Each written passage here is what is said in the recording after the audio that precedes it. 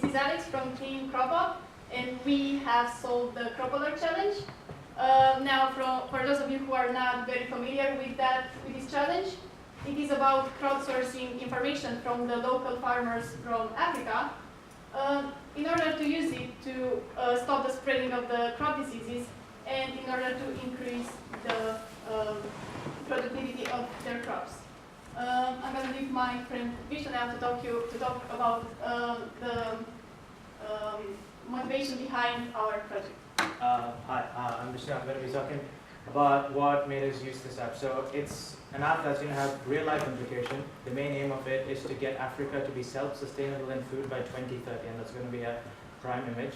We're going to boost productivity by 1.5 times by 2030, and we're going to see how it's going to happen. So we're going to focus on agriculture. We're taking two countries in particular, Tanzania and Uganda. In Tanzania, 80% of the population depend on agriculture. 85% of their exports depend on agriculture, but only 25% of the GDP marks of it. In Uganda, again, 75% of the farmers are farmers, the people are farmers. Again, only 23% of it gets converted into money. And in 2001, there was a disease called the banana wilt. It affected 80% of all their crops and crashed the entire economy, causing social problems, civil problems, etc.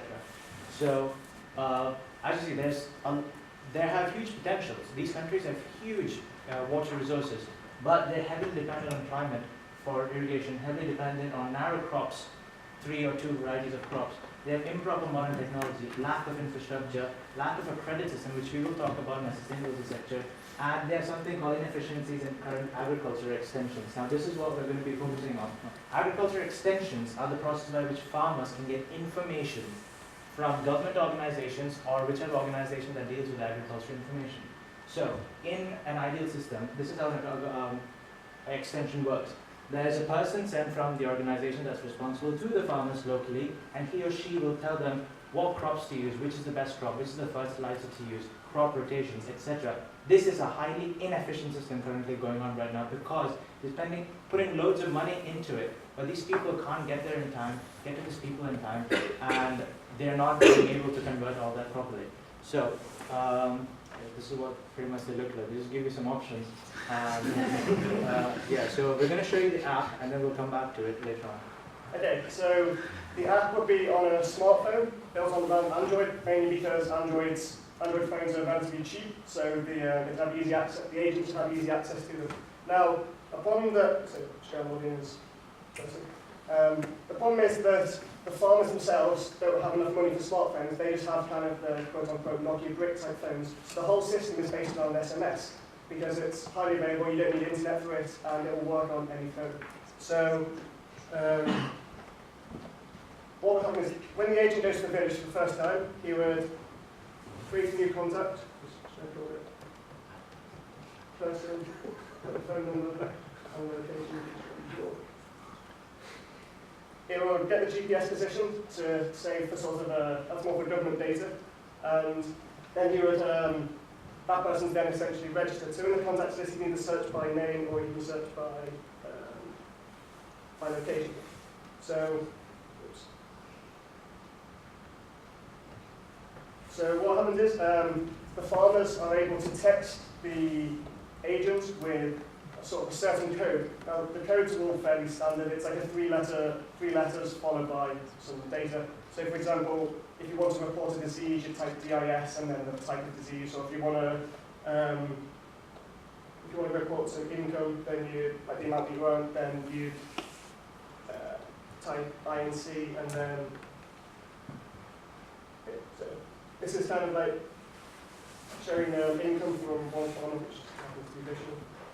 A disease reported by Vishnu and some harvest data reported by Vishnu. So this is all used by the government to sort of to give them feedback because they at the moment they have limited information about what's going on in the farming world, which is literally only because the agents are going backwards and forwards and talking about it. So it's just trying to make the whole system more efficient.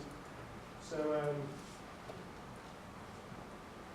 you can also see the agents can also see historical data of stuff like rainfall, diseases, harvest, income, and stuff like that, which may help him to influence decisions.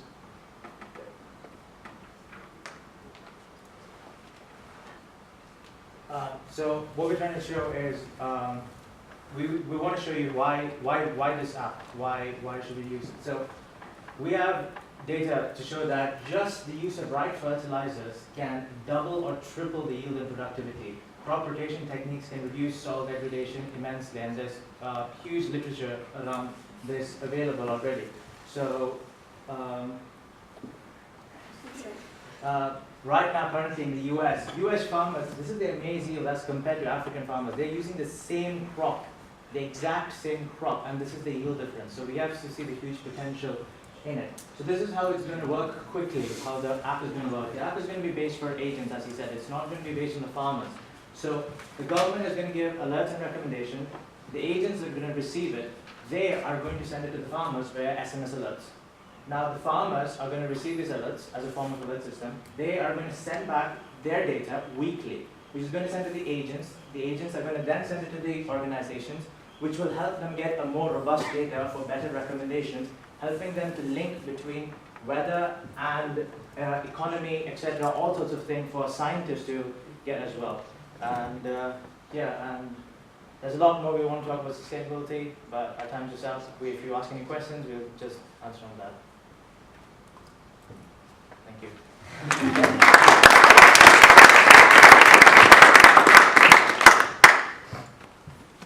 Any question? I have one. In Africa, well, smartphones aren't terribly popular over in Africa. I tried to do some business over there before with using smartphone apps. The majority of demand actually comes from people who just have your kind of older style, Nokia, ancient handsets, and the infrastructure is only really there to support those. Do you have any plans that will account for that? Well, it's built around that because it would only be the agents who are kind of government officials that have the smartphones. Right. Everything else is built around SMS, so it can be used from any phone, whether it's an iPhone or like some phones from 30 years ago. So the whole point is that the whole point of the app was that the farmers do not have smartphones. They only have. So they're just using SMS. They're just using SMS. They're just going to send in 3-letter codes to these agents, who will then increase the efficiency for those.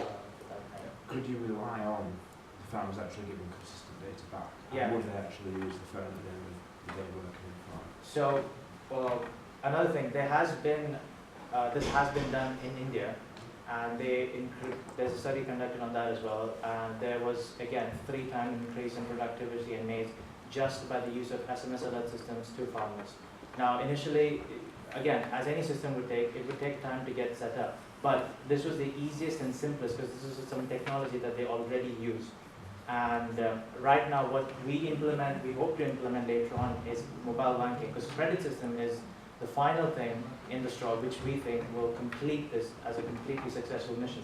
Because right now, sure, we can help them get more fertilizers and more crops, but they need the money. And right now to get transaction, they need to go to a bank and they have to make a minimum transaction. With mobile banking, you can make minimum transactions of up to 50 cents or 50p and not be charged as much of those percentages of charges that go on. So that will be our sustainability, and it will still be implemented on the fact that you have your smartphones and the agents will be having the smartphones.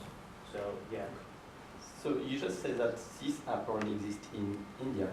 Not the app, the system of using SMSs to communicate with farmers. Because the system of sending credit via SMS already exists in Africa. It's quite well developed. Yeah, it is.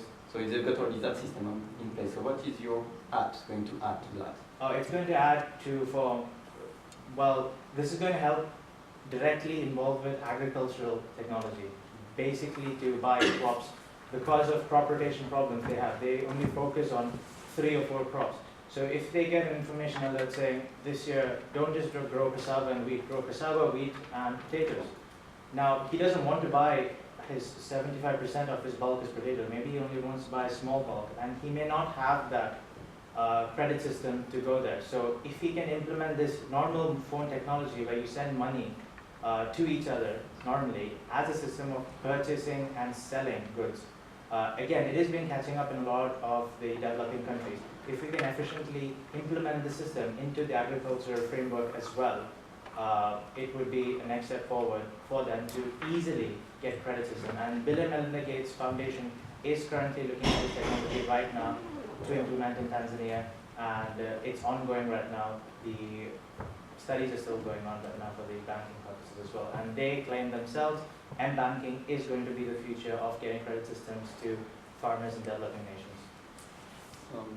Final question from me. Sorry, other question.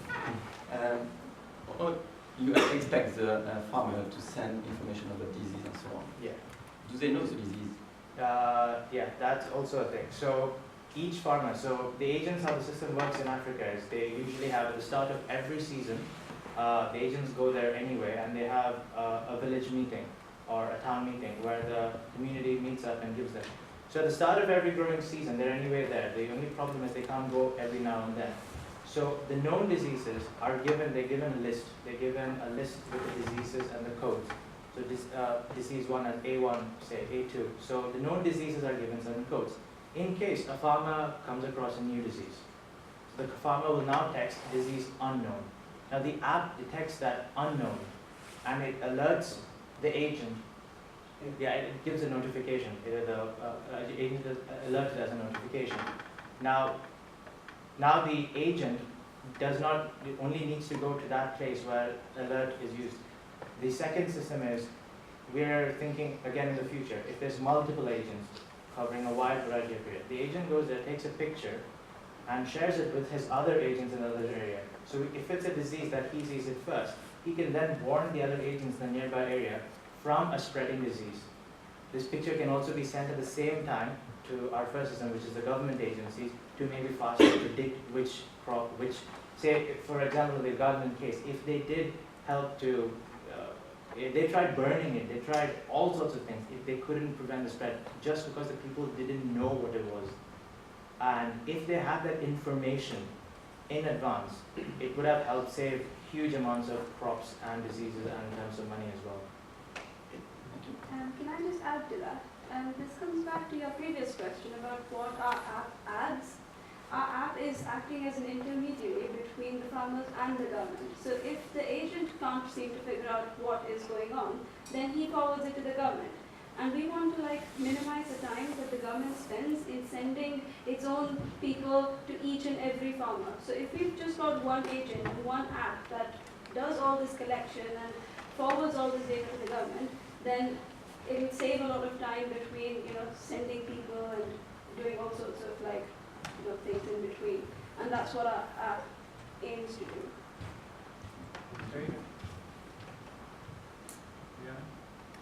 As well as collecting data on the disease itself, do you collect any data on percentage coverage of the disease, how they've treated it, to actually get a record of how different people have dealt with it? So we're starting the app with 5 basic things which I identified as the key things to improve productivity. One was disease, harvest ratio, fertilizer addition, pesticide addition, and crop rotation.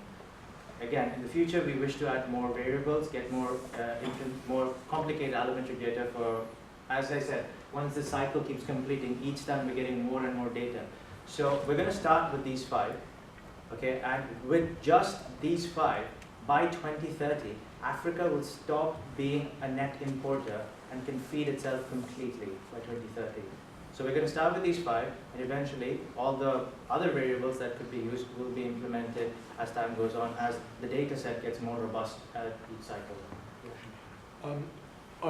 You said they're stopping a net importer of food, but does that mean that the cost is then going to shift to being a net importer of fertiliser and pesticides?